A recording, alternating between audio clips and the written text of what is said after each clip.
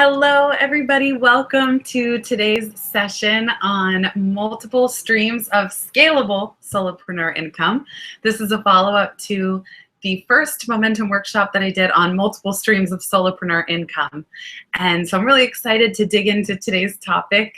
Let me know if you can hear me now in the chat, because I know we were having some difficulty before I hit record. So I know Tina and Steve and Liz, you're all here live. Thank you so much. Go ahead and type if you can hear me. I know there's a slight delay, so I'll wait just a second.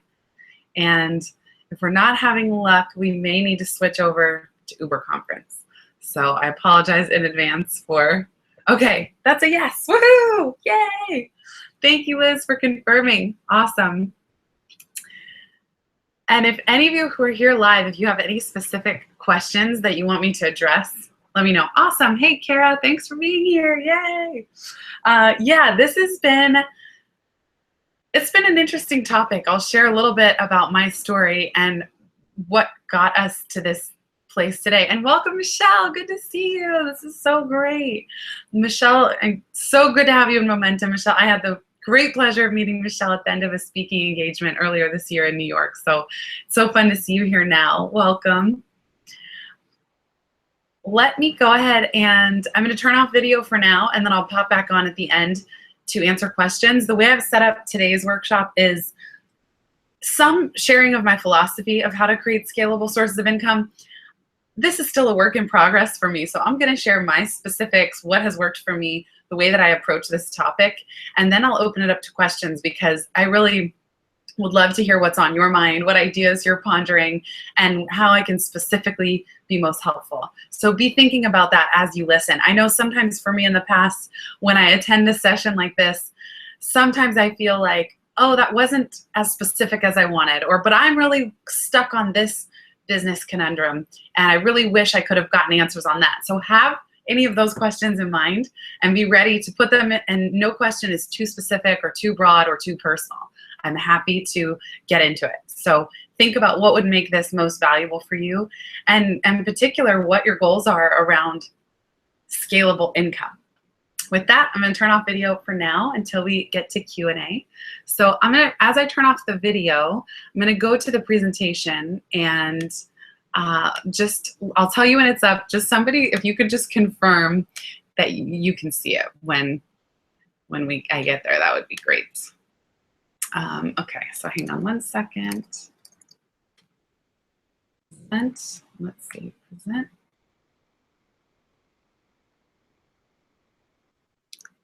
Okay, cool. Let's do this.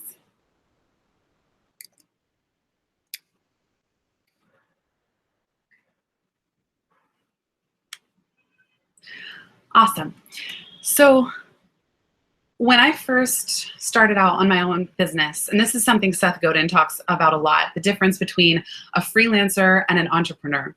So what is a freelancer? A freelancer is typically someone who trades time for money and does services. So a web designer, somebody pays the designer and the freelancer delivers the product. Somebody pays the coach and the coach delivers the services. Somebody pays the copywriter, and the copywriter delivers the services. And I think in the online world, freelancers get a bad rap. It's a lot of, oh, you're trading time for money, what a waste. Kind of like, why are you renting when you could be buying? There's this mindset that somehow it's a failure if you're running a freelancer model. What I love is that even Seth Godin says, I'm a freelancer. What he does, his work of being a thought leader. Now, of course, he has many different income streams in addition, but his work as a thought leader depends on him. When he goes to speak, he is essentially a freelancer, because his ability to speak and get paid and write and share ideas depends on him. So that's the part of being a freelancer that I enjoy as well. As much as I do seek to create scalable sources of income, I like thinking and sharing ideas and the parts of the brand building aspect that are genuine to wanting to get a message out into the world. And so in that way, then other types of small businesses. So the way I define or see a freelancer is they hone a set of services or a craft, something that they're skilled at, and then clients pay for them to deliver those services. The freelancer essentially earns a living by having clients. And so they're only earning money when they have clients. And if you don't have any clients, there's nothing that is earning a living for that freelancer in the interim.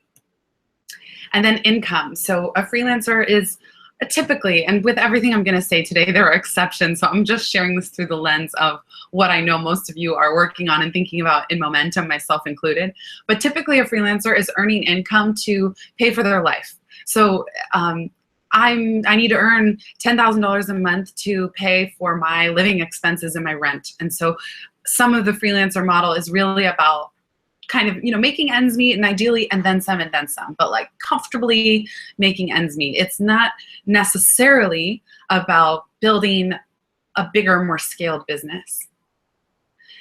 Then on the other side, you have an entrepreneur. And as much as we even throw this term around in momentum, I never quite 100% identified as an entrepreneur, because a lot of entrepreneurs are building a business to scale it and then ultimately sell it. Anybody who's going to get venture funding, there are two ways to be successful with venture funding: sell the business or go public. And if you don't do that, then how do you earn back that VC money? Those are the goals. So the entrepreneur, I never quite felt like I fit the model of the 23-year-old hoodie wearing founder in Silicon Valley who was trying to build this megalith empire type of business. I prefer having fewer costs, fewer people. I like being lean and agile and independent and location independent, and to this day don't have any full-time employees, and I like it that way. Whereas some people want to build a business that is going to have 10 or 20 or 50 employees, and they see this grand vision, and maybe that's you. There's nothing wrong with it. But how I would define the more strict entrepreneur side of the spectrum is scaling to sell, putting systems in place such that you are out of the equation. The business does not depend on, and in fact, it will ultimately be a point of failure if you are bottlenecking, if the business cannot be successful without your ideas, your input, or your labor. That would be a kind of failure on this part of the model. So it's all about creating systems. It's all about hiring the right people, training them, delegating to them, and working yourself out of a job, ultimately. Or if not, like Mark Zuckerberg is still leading up Facebook, but he has certainly hired many, many, many people underneath him. And ultimately, Facebook can go on without him. And so hiring is a big part of this side of the equation. What I've come to relate to most is in the middle. And I call it solopreneur because, like I said, I prefer being on my own, lean, agile, location independent, but I do want to scale. I was essentially a freelancer for the last 5 years of running my business, because the main way that I earned income, and I'll show you all my income breakdown over the years and in a minute, which I shared in the previous webinar too, but for the first 5 years, and this was very pronounced during the first 2 years, the main sources of income for me were one-on-one coaching, speaking, and some amount of consulting and book sales. So some kind of combination, but speaking and coaching were my bread and butter. The problem was that after I left Google, after I'd been running my own business for a year, I started to feel a kind of dip in my energy, dip in my creativity. I was in between big ideas, as you've all heard me share now a million times, talking about pivot. And the problem was that when I needed to take a break, me, Jenny Blake, the person, not Jenny Blake, the business, I couldn't do that. And it really was very stark to me that when I needed a break personally, my business ground to a halt. And that's when I really became clear that the freelancer model was not sustainable. And I knew that even when I was leaving Google, even when my first book was coming out in 2011, I had seen the Chris Gillibos of the world. I wanted to create a funnel of products that I could sell when someone was done with the book, but I didn't quite get there. And I started creating courses, but they didn't quite earn me the same living that I would have needed from coaching or speaking. So I was selling some courses, but it wasn't there yet, to the point where even the courses, I had to be there to run them. And So it was very concerning to me, very concerning, in fact, that when I needed a break, everything ground to a halt. And I looked ahead to the future and I thought, first of all, this isn't sustainable. As a creative person, I'm going to need breaks. And what if I get sick?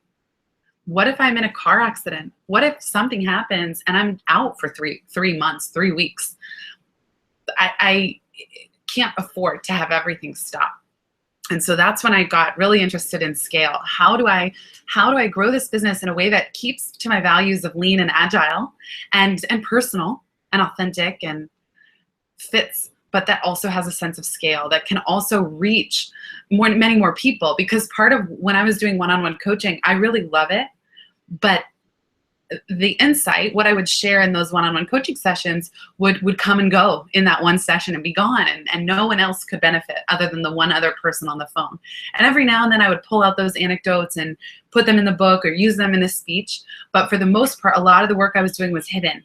And so I felt like I wasn't extending my reach as far as I could. And part of that was a scale problem, because if I needed to be in this kind of treadmill or hamster wheel of doing the one-on-one coaching in order to pay the bills, what the problem was that I wasn't able to kind of free myself up to do more big impact work. And that's really what the last 3 years have been about for me. So this whole time I've been working on Pivot, I've been very, very intentional about when the book comes out, what scalable systems will be in place that my work and my intellectual property can earn income on its own outside of my time.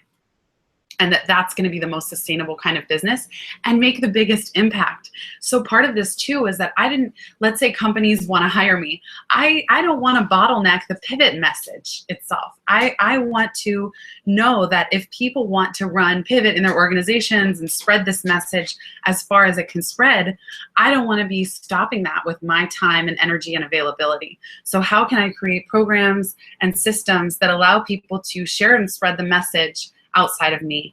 And that's what Dory Clark, who wrote Stand Out, she's a good friend of mine here in New York, she talks about this model of one-to-one, one-to-many, and then ultimately many-to-many. So one-to-many is the speaker, the expert.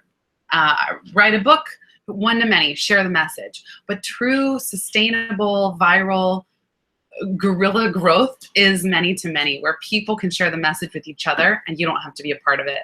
Another example of that is Sheryl Sandberg, who wrote Lean In very soon after they launched Lean In Circles. And anybody can create a Lean In Circle, or not create, but they get a kit and can lead a Lean In Circle. So now you have Lean In Circles all over the world, and they provide the infrastructure that supports it. Same with the Pivot Mastermind Kit that we just launched. That's another way to say, even though that one's free, there's no charge to it, to allow people to own this content for themselves and customize it and take it out into the world with each other. So, okay, I just wanted to check in and see if you have any questions. If you do, pop them in the chat. Otherwise, I will continue. So what does it mean to be a scalable solopreneur? Because I think you can be a solopreneur and still not have a scalable business and still be hooked into always have to trade time for money for your services. So a scalable solopreneur aims for reach and impact. Again, this isn't just about how do I earn more money? Because I think that was very unmotivating for me for a lot when I studied a lot of online business, was that so much of the content was focused on what business model is going to make you like a millionaire, and here's how I got my way to a 7-figure business. And I actually, maybe there was a time in my life that I found a 7-figure business motivating and inspiring. But in recent years, I feel like that figure is meaningless to me. What I really care about is impact and reaching as many people as can benefit from the message that I have to share. And I don't know how many that is. And I don't know what the sweet spot on the income is, but I do know that if I want to have even a hope of having this level of impact, that the scalable systems need to be in place, and ideally the money will follow, and I'll ensure both at once. But it's not just about the money, it's not just about the business model, it's who can I reach and how's the best way to there's a quote, Ryan Johnson of Philosopher's Notes, he says, how can we serve the best for the most for the least? So even if certain things you're doing in your business have a high touch and high price tag, like for me, keynote speaking, what can I create that serves the best for the most, that is the best content for the most people for the least money? And that's things like the Pivot Mastermind Kit. So part of this too is about having a diversified income portfolio and not just relying on one source of income to be your moneymaker. And this is important because it goes in waves, trends come and go. My dad was doing residential remodeling. He was an architect. And when the market crashed in 2008, nobody was remodeling their homes. And we lived in the Bay Area, and his pipeline completely dried up. It was not the time for anybody to initiate a remodel on their homes. And so that basically had him kind of go into early retirement on that front, and he had to shift his activities completely. So this can happen to any of us at any time. We don't know what the trends are going to be, and we don't know what's in our path. I mean, sometimes something we were really good at, and I don't know, I'm sure some of you can relate if you've already done client work. For me, when I energetically don't want clients, on any nuanced energetic level, there's a part of me that doesn't want it or doesn't have the energy, they don't come. And it's like the pipeline dries up. And sometimes a part of me thinks that I want the clients and I think I need the money and they're just not showing up.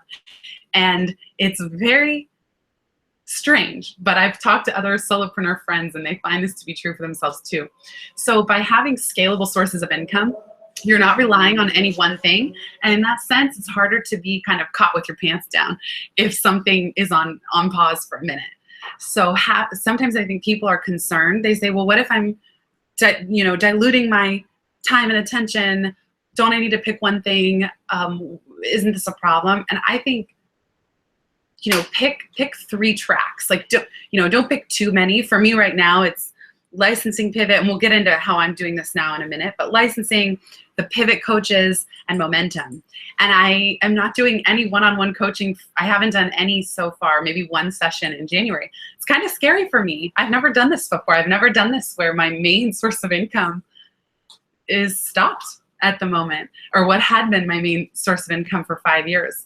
But my focus is on building the diversification and nurturing these streams until, hey, if a clear winner emerges, fantastic.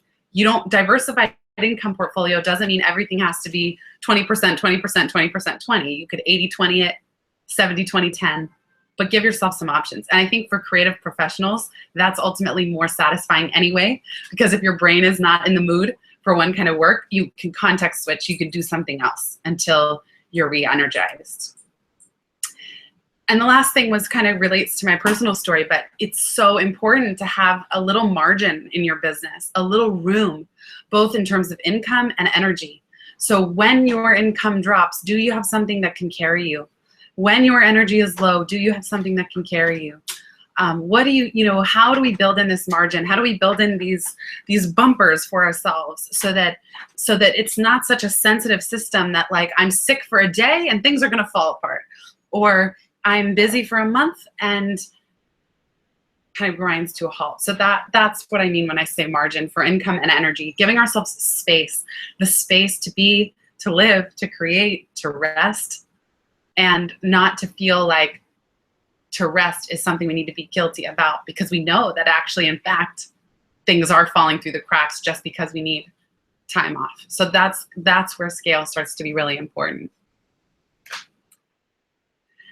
One way to start thinking about scaling a business is making a really small shifts. For me, when I started out, it was overwhelming to try and go from the freelancer model all the way into the most scalable solopreneur income that I could. It was overwhelming. It didn't work. I focused on this so intensely, and it still took me 5 years. And this has been on my mind the entire time, and now I'm approaching almost my 6th year in business. So just look at the activities you're doing now that might fall under the freelancer model and see what the step-by-step shift would be. So one-on-one coaching, that's maybe the most freelancer. So from there, you could scale it just ever so slightly by creating a group coaching program. Then you could scale that a little further by creating a community like Momentum, or courses that you can sell. And maybe the courses have you as a live facilitator, or maybe you're selling kind of pre-recorded or post after a live recording, you sell that on your site. But that's an example where you start from where you already are. This is very pivot friendly. It's directly related. You start from where you are with the kind of freelancer services and just look, what's the next logical extension? So another example would be if you're currently teaching. So let's say you have an area of expertise, you're teaching. Well, maybe a step-by-step shift would be you create a facilitator guide. So I've created a pivot workshop in a box I partnered with a company called Actionable Conversations. So instead of me being the only one who can facilitate a 1-hour pivot career development training, we created this workshop in a box. And again, it's called Actionable Conversations. If any of you work within an organization and you want to check it out. But that's a way that now when I'm on the phone with an organization, I tell them either I can come in and deliver a kickoff keynote, or anyone on your team can facilitate a pivot workshop, and the price is much lower. And then to make that even more sophisticated, you could, and I'm doing this with Google, train the trainer, where now not only is someone running this workshop on their own, but I'm going to train pivot trainers. I'm going to train people who can then disperse through the organization and be the in-house pivot experts. So that's another example of scaling my role as a teacher into a program like Train the Trainer, where I go in, I train the trainers, they then deliver live workshops, and I'm now behind the scenes playing more of a support role. And I'll also say, to the top one-on-one coaching ultimately could also get to what I created with pivot coaches, where I've trained a group of 6 pivot coaches. Now they can have clients. So when people finish reading the book and they want one-on-one coaching, I don't have to be the one to deliver it all. And this feels really good to me as well, to be able to accommodate everybody who does want coaching. That in the past I would have had to turn a lot of people away, and I didn't want people bouncing out of the pivot ecosystem so quickly. So it feels really good to be able to support new coaches in building their business, to support readers who want to take pivot a step further, and for me to be able to mentor coaches and train the coaches and then not have to deliver all the services myself. Another example of a step-by-step shift would be developing intellectual property. So what is your public original thinking that's unique to you, or a method or a system or any expertise that you want to share? Maybe you write a book, and then the book gets you hired for speaking. Okay, we're still kind of in a freelancer model, but the book is more scalable, certainly. And in fact, I probably should have switched speaking in this example than the book, because once you're speaking, you kind of have a platform, then you create the book or products, then licensing. So licensing is kind of the most scalable, which means, for example, Google is rolling out global pivot as global career development training. I don't have to be there to facilitate it, and they are paying to use pivot as the crux of this career development course. So it's almost like the corporate equivalent of the book, of the publisher paying for the book, because with the book, the publisher pays for the ideas, and then with licensing, it's the company paying for those same ideas. So I share these examples to say, don't worry yet about creating the 7-figure business and overwhelming yourself. Look at what are you doing now, and how could you scale it just a little bit? So start small, look for the incremental, work your way, create a roadmap where you are going from here, and maybe you have the next increment and the next, and then the ultimate. And it's I found it, for me personally, very challenging to go from one-on-one coaching to pivot coach training overnight in one fell swoop. It was one-on-one coaching became Brilliance Barter, which became Momentum. And that, even Momentum, has been an evolution over 2 years. It didn't just come out overnight perfectly formed, and I didn't know if it was going to work. I didn't know if anyone in it would like it. I didn't know how I would experience running the program. And now it's something that I love, but it's 2 years in. So this is kind of fun. I've broken down my income. I'm going to zoom through these, so we're not going to just like dig in too much detail. So I want you to just kind of stay focused on the pie chart, and I'm going to read kind of the top 3 sources of income from year to year. So this is just for you to see an example of my path. So you can see in 2012, my first full year in business, one-on-one coaching was the vast majority, almost 50%. And then online courses I was running, Make Shit Happen, looks like another, let's say 20, 25%, and then corporate training and ad revenue. So you can see that coaching and online courses. So coaching, freelancer, online courses, a little scalable, but I still had to run them and be very involved in selling them. And honestly, it didn't save much time. It wasn't very scalable. It's still completely hinged on me, my energy and my availability. In 2013, you can see here, one-on-one coaching has almost the same part of the pie. It's just about 50%, and then speaking picked up. So then speaking became, let's say 25%, and then online courses was another 25%. But I will say by this point, running the online courses was starting to dwindle. My motivation for it was starting to dwindle. My energy was starting to dwindle. 2013 was my apocalypse year. I paused much of my business activities for a lot of this year. So what you're seeing is the numbers, but it doesn't reflect the fact that I could barely bring myself to work this entire year. So then in 2014, we get to coaching now becomes about a third of this pie. And then the book, it's the year that I sold Pivot toward the very end of the year, and the advance gets paid out in 4 parts. So you can see now it's starting to scale a little bit because Penguin paid for the book.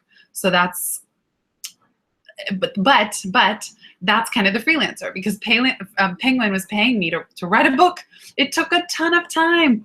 There was really nothing scalable about it in this moment. So even though, yes, yay, that was a, 50 grand paycheck at that time, that I needed that it took that money to I used it the next year to write the book, and I worked so hard on that book and was absolutely trading time for money, in this case up front. Now, of course, later the book facilitates a lot of scalable income.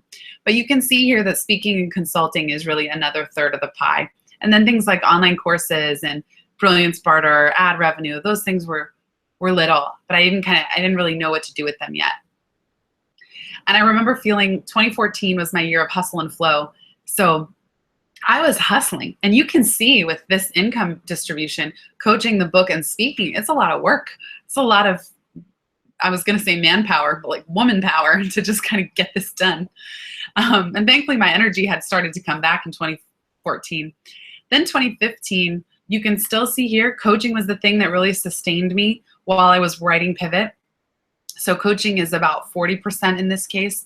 And then speaking and consulting, if I lump those together, it's about another 40%. And then momentum is kind of the little horse that comes in from behind. Like now you see that momentum for the first year, almost, let's say, $18,000 is not nothing. And that was the first time I really felt freedom, because with momentum, I just had to launch momentum once. I was getting so tired of launching different courses and having to constantly write sales pages and marketing copy, and it's not my strong suit. Some people love it, I do not. So I completely sing the praises of doing something like an online community that's around your topic, and people who know you and love you want to be part of your mix. I pay for Tosha Silver. She has a community called Outrageous Openness, and I pay $40 a month for a weekly phone call with her and a private Facebook group. I never even go on to Facebook. I never want that. I just pay $40 a month for these 4 calls, which is funny because I subscribe to so many podcasts for free, but she doesn't have a podcast, and I gladly pay this money. And so momentum is that for me. It's the thing that I love doing. And like I said, in 2015, Marisol and I were completely experimenting, but I was really happy to see that for the first time I had found a hybrid where I was still giving a lot, but I could give a lot to a group of people and not exhaust myself constantly having to come up with new courses. It could all be bundled into momentum. So as the mood struck, I would launch something and everyone in momentum would get it for free, and then we could promote it outside to people who weren't in the program yet. And then in 2016, I have to say I sort of paused most of my income again. 2016, I really worked off of previous income because I was finishing up Pivot. I was kind of exhausted, to be honest. The last stages, I wanted to give Pivot and the marketing leading up to the launch in September everything I had. So I purposefully, I didn't earn a lot of money until the last quarter of the year. But you can see here that for the first time in 2016, coaching, one-on-one coaching has come in fourth. And Pivot Coaches is now in 2016, you know, that really launched in Q4. So it will be so interesting to see what this looks like in 2017. But in Q4, I started anytime someone wanted coaching, I would say, I'm not taking on new clients, but reach out to one of the Pivot Coaches.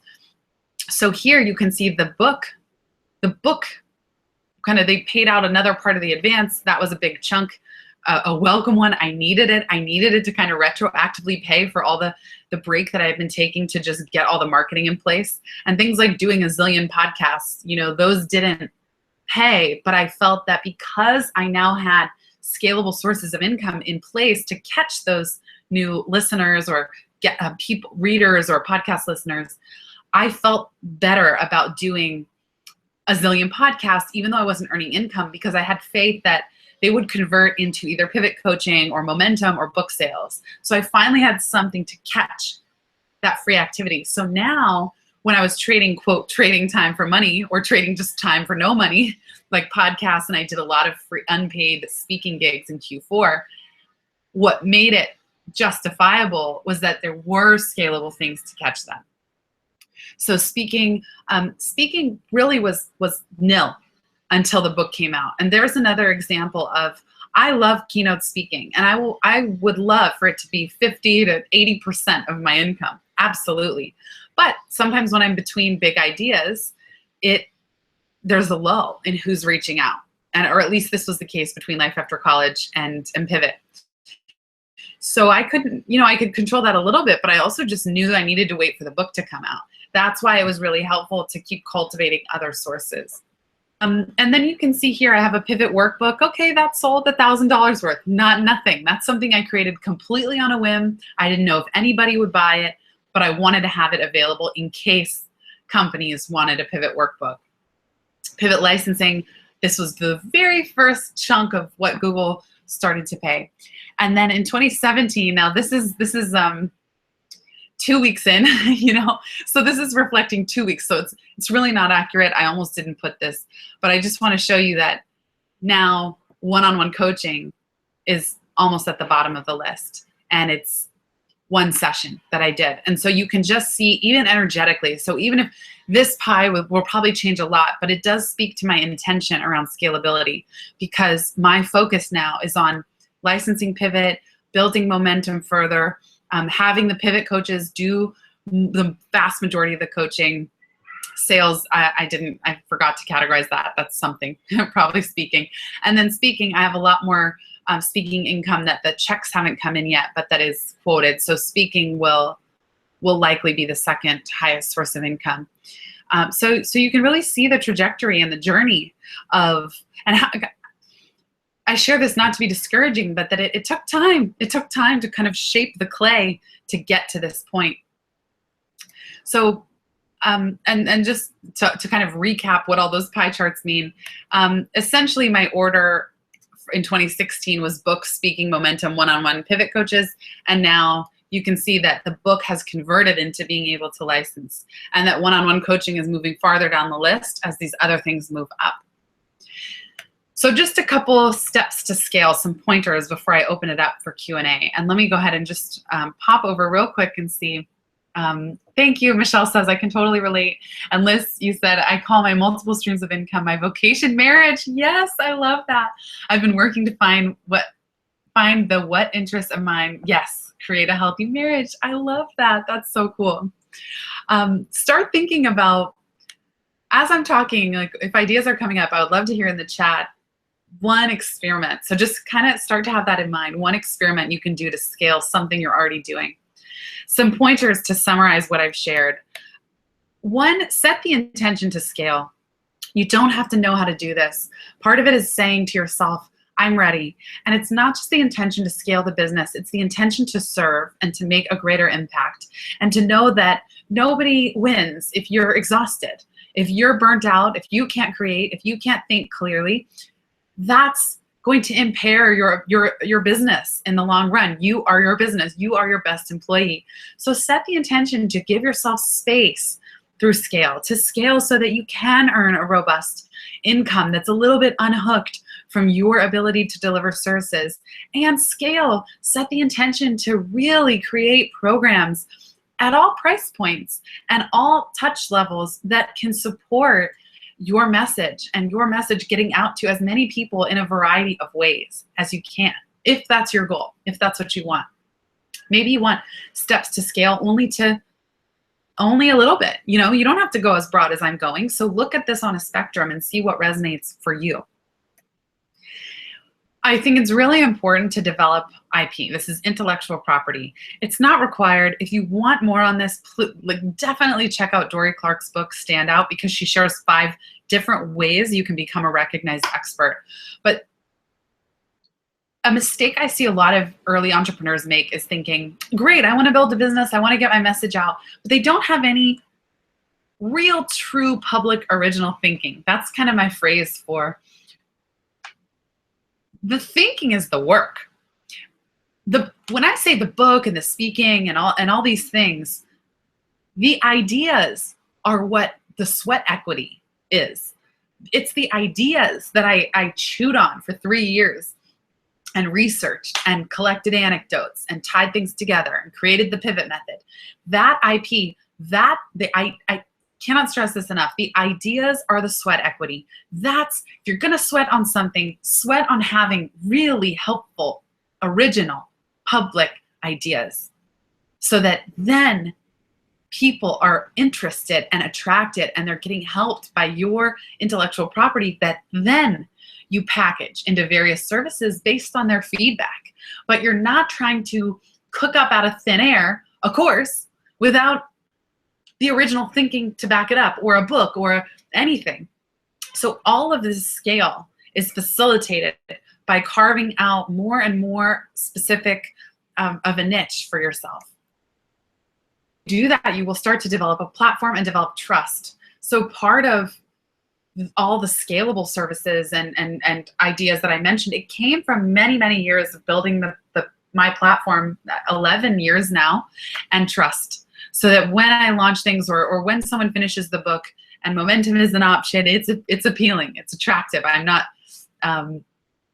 not starting from scratch trying to build rapport and then sell this community. It's supporting a trust that already is in place. Start small. I talked about this with building incrementally. Don't expect yourself to go 0 to 60 on scale. I again, didn't find it helpful to aim for a 7-figure business right up front. It didn't work.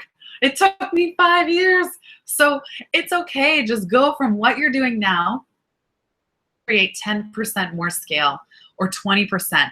I created a bottleneck buster template. You can see where in your business you're creating bottlenecks, where things don't get done if you aren't the one to do them.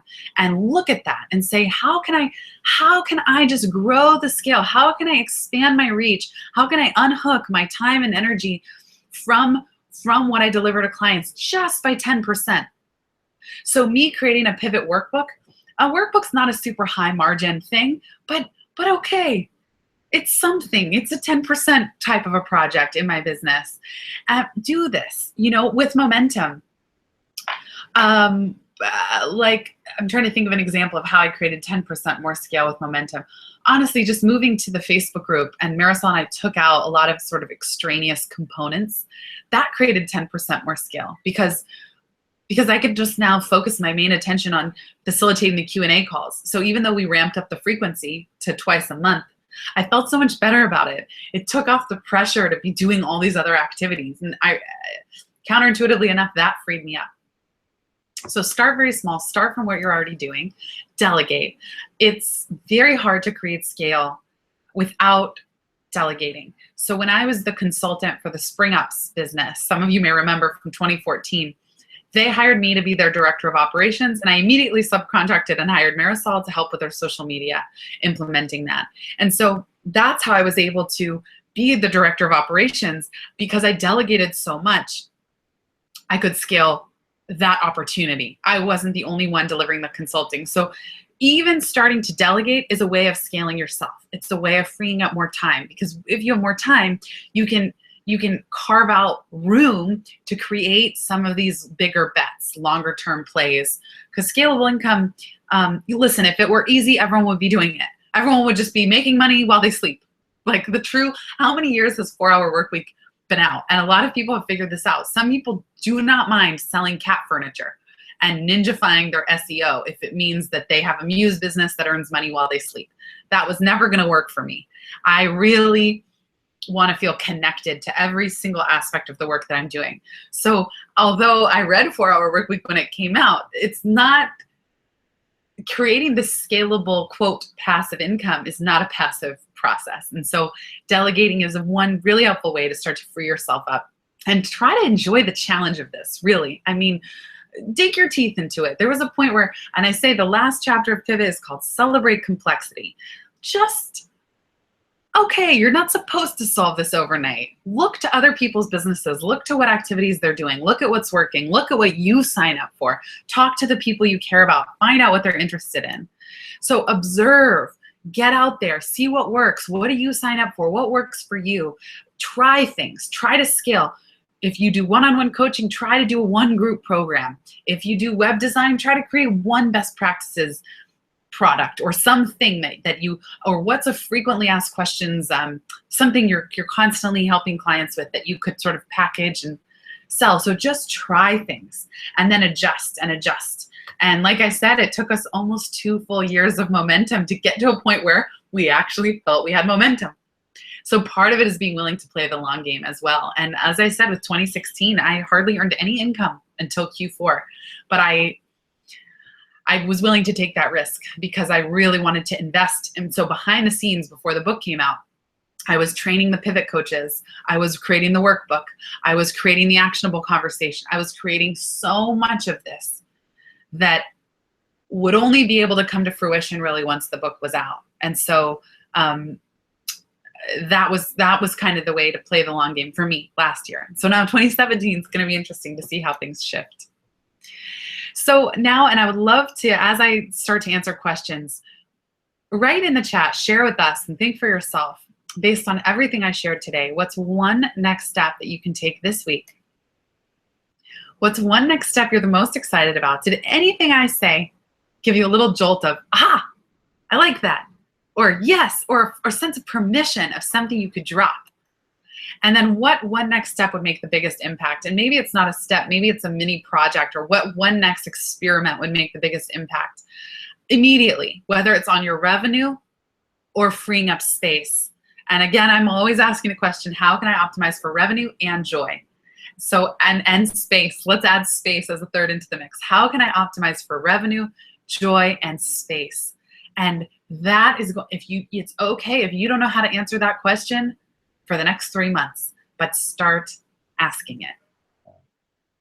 Okay, and then if you want, you can make a mind map. You can make a mind map of all this, like brainstorm all the different scalable sources of income you could potentially even do, and go broad, go creative, go for quantity, and then narrow it down. Templates from today, so these are all on Squarespace. Go to pivotmethod.com/workshops, and you can even check out the first sources of income workshop. And then pivotmethod.com/toolkit, you'll get the financial modeling, bottleneck buster, and some of these are about how I have delegated and created space, and financial modeling will help you figure out what programs you could run at what prices for how many clients to ninjafy your business and scale your business. So with that, I would love to take questions. I'm heading back. Okay, so Liz, hi Liz. And please let me know what experiments you're gonna try. Let me stop presenting real quick. Okay, hi. All right, Liz asks, I teach public speaking at a college. I want to pivot into providing this service in the corporate world and by giving speeches. Awesome. I have ideas for next steps for going into the corporate world. I don't know what the first step for being a speaker. I have ideas is the first step to have a public, and then I didn't quite get the rest, Liz, so let me know. I'll try and get the gist, but let me know what else comes up. I find with speaking, and from a lot of professional, public platform, a lot of professional speakers I know, they get a ton of inquiries from posting on large sites like Harvard Business Review, Huffington Post, So find the channels that are directly where your corporate clients might be reading, HR magazines, and try and pitch a few guest posts and directly along the lines of the topic that you're an expert in, you would want them to hire you for. So I would say that's been a really successful source for a lot of people that I know, just these not blogging on their own blog, but posting publicly on really interesting specific topics that companies can pick up on. Two other things for you, Liz. I would say, well, three. One, we may have talked about this before, but creating a one-sheeter for your services. I created one for Pivot of all the different ways a company could hire me or run Pivot workshops. And it's funny because I created it for one client, but now I'm using it for multiple. And sometimes I think just creating that up front, you're ready. That the second someone asks, you do have something you can send that has what the choices are, how much it costs. So kind of energetically be ready for that business. Three, it does really start with who you know. So when Catherine did the Consulting 101 workshop, she really emphasized this. Think about who you already know in companies, who would be willing to pilot. Can you pilot and give them a reduced rate in exchange for testimonials? Or maybe you do one or two for free and you're getting something out of it or testing it. But kind of approaching people you know and asking for leads and understanding what problem are you solving for the company, because if you're solving a true problem like retention or engagement, there's going to be budget, but you've got to frame it in their language of the problem they're looking to solve. And then I had a fourth that somewhat escaped me, so I will try and think of it and come back to you, but those are some of the ways I would start. And I think having a book can be a really nice thing. The other thing, Liz, is see if you can start, oh, and you're saying public speaking. Yeah, so, oh, I remember the fourth thing now, drafting. Find people who teach that subject matter. Maybe it's public speaking, and draft, get to know them, ask how they've gotten their clients, see if you can. I had someone ask me, actually, well, one of the Pivot coaches, which is so awesome. I don't know if she wants me to share or not, but said, can I come? I'll fly out to where you are. I just want to shadow you facilitating a workshop. I really want to work within companies. And for me, it's sure. Yes, there are ways she could be helpful. So making it so easy for me to say, yes, come shadow, come learn. So Liz, for you, maybe there's a way you partner with another person already doing this and draft or kind of help them out or learn from them or be able to take work they can't or don't want to take on. Could be really helpful. And then this isn't for everyone. I've seen some people do great with this. Some, like me, I don't particularly love hosting my own in-person events and trying to get people to register, but you could try to start doing things around the city where you organize it and you split ticket revenue, or you rent a space and you try and fill a workshop. And by doing that, you're just not waiting to get picked. You're also doing what you love, but being the one to fill the seats. So, but anytime you can kind of partner with someone who already has an existing community that might be interested, I would say that's a good way to go. So for example, it's not about public speaking, but there's a ton of meditation communities in New York. And so someone who has, I just met a woman the other day, she has a kind of a studio for massage therapists to rent the room by the hour in the middle of the day, but she doesn't fill it. The massage therapists don't use all the available time slots. So she wants to make it open for people to come meditate in the middle of the day. Great, well, she should hook into some of these existing meditation communities and maybe do a free promotion or a discounted rate, making it available to those specific communities. Okay, hopefully that's helpful. Let me know what other questions. I know we're at time, and that was a lot of information, hopefully helpful, but I do want to know if you have more specific questions about what you're thinking in particular or a stumbling block. Please put it in the chat. Okay, awesome. Liz says, so helpful, thank you.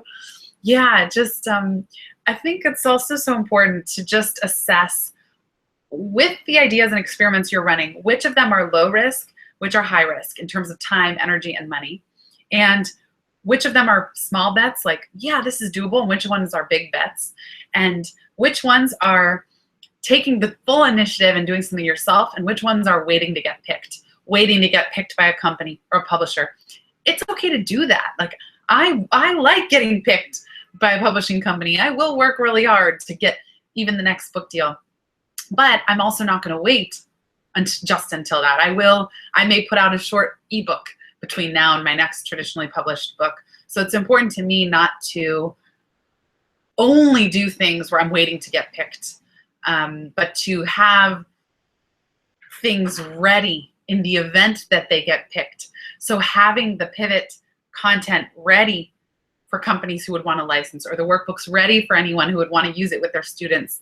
Caitlin and Travis both are teaching pivot this semester at their schools, and using various elements of pivot. So how do you just get ready for the scalable sources that you have good hunches about? And so those are some of the ways. Just try and diversify even the types of experiments that you're going to run. Okay, any other questions? I want to make sure. I know it's quiet out there, but hopefully this got your gears turning. And we will post the recording if you want to rewatch. The biggest thing I can say is look at what you are already doing. And if you're not doing anything, earning any income, start there. Start with the freelancer model, but build just 10% of scale from what you're already doing by delegating or by expanding some kind of small group, but just build from where you are. And it's okay to have the big vision in mind. It's good to have that. Think about why you want to scale and what that looks like and what success looks like and how much you want to be earning, but just have both. Like start small and think big. Lindsay says, love the one-pager of all one services. Thank you. You're so welcome. Yeah, it's huge. Just energetically, it's huge because you get clear on who you are and what you have to offer, and you feel ready. So you never know who you're going to meet. Sometimes I'm at home visiting my mom, and it's a friend of hers who says, oh, I work at this organization and we're about to run manager training. Do you have anything? Yes, let me send you this one-sheeter. Just now I was at a conference earlier this year, and I'm friends with a woman who's an author. She wrote a book, but now she went to work within a company because there was kind of a dip for her in the book and earning a living on her own. So she went to work at a company, and now she's interested in bringing me in. Well, that's not a connection that I even knew that I had, because previously she was independent, out on her own. But now she knows me and my work, and she's interested and in a position to be able to hire me. So just today I sent out that one-sheeter and was so glad that I had that as a follow-up. All right, this is going to be a really juicy topic to keep going in the Momentum community in the Facebook group. So for those of you who watched live, thank you so much for being here. And anyone who's watching the recording, please let us know. I'd be so curious what next steps or small experiments each of you are going to run. And if you can share, this is a topic that is such a black box for people, really.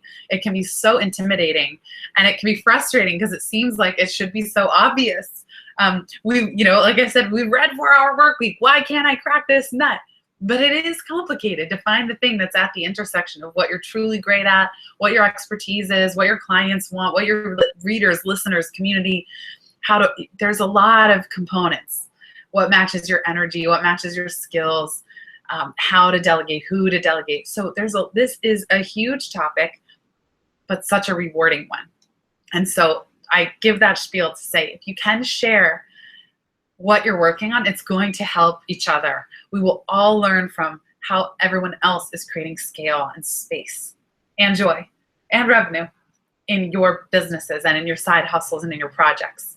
So please do keep us posted. And if you have any other follow-up questions, or those of you who watch the recording, just let me know in the Momentum. Awesome. All right. Thank you so much, everybody. Thank you for being here. And Michelle says, when will you do 20-minute calls? I would love to share my experience and get your feedback. Yeah, right now they're paused just because I've paused most things. That was an example of scaling momentum. We stepped up the twice monthly Q&A calls because me doing the private one-on-ones was not scalable as momentum grew. And so by increasing the frequency of the bi-weekly calls, I'm able to answer people's questions and in a way that everyone else can benefit. So Michelle, please do write in for those and ask your question, because the great thing is that then other people can hear the answer and learn and grow from each other. And I find that creates an even bigger snowball. So that's something I just also needed to do, because my own energy post book launch has just dropped. Like my spirits are high, my mood is really great, it was better than ever, but I'm finding it so hard to get back into the schedule for one-on-one. So that's why having the pivot coaches has been really important. And you bring up a great point, which is maybe the pivot coaches will be able to start fielding office hours calls. So I'm going to look into that, and I will get back to you in the interim while I'm on a pause. Any other questions before I officially sign off? I know we started a little bit late, so I know there's a slight delay, so I just want to give one more moment for any questions or anyone sharing a particularly resonant next step. I would love to hear it. And as for mine, next steps are now, the message that I keep getting is kind of, I'm not going to create a ton of new stuff. Right now, the goal is get momentum going for what exists, so that the podcast, the book, the speaking that I do, all can hopefully lead to momentum, pivot coaching, and corporate licensing. So you can think about that for yourself too. How do you get the quote free activities that you're doing to what's the ROI? Is there a way you can create something that will catch people who find out about you in those ways? And some of it is just building the platform. So some of it is valuable just to start cultivating a community and sending a weekly newsletter and things like that build that trust over time. So when you are ready to launch the more scalable products, you have people who are listening and raising their hands for them. Awesome. Well, thank you so much. Thank you everyone for being here live. Those of you who were, thank you Tina and Michelle and Steve if you're still here, and Liz and Lindsay. It's just so good to see all of you. Big thanks to everyone for watching the recording, and keep us posted on how your experiments go. I would really love to hear. Wonderful rest of your afternoon and week, everyone. And once again, happy start to 2017. Bye, everybody.